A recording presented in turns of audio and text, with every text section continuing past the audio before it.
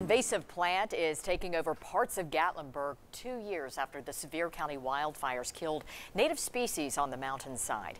Residents say kudzu is growing uncontrollably through neighborhoods affected by the fires.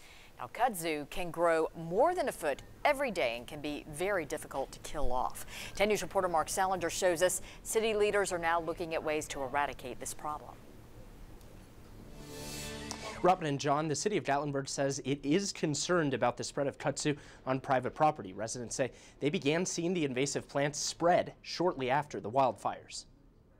2 years after fires tore through Sevier County, it just took over everything and just wiped everything else out. The burn scars are nearly gone, replaced in some neighborhoods by a plant that grows and grows and grows. So this used to be all mountain laurel and natural vegetation, and then all of a sudden, after the fire, nothing came back but the kudzu. Kudzu has taken over.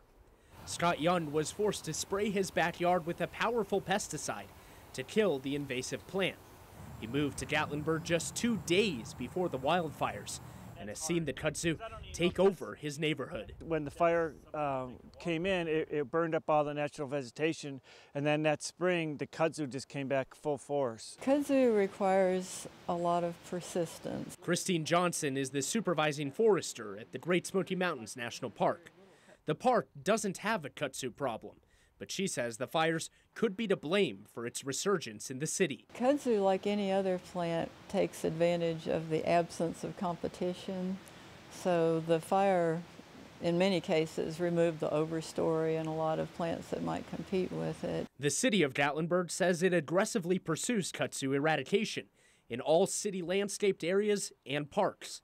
Scott Young is now asking for their help. And just see if there's anything that they could do for us. He wants his neighborhood back from the plants that have invaded. We used to have some other animals that used to be here, and they seem to have disappeared.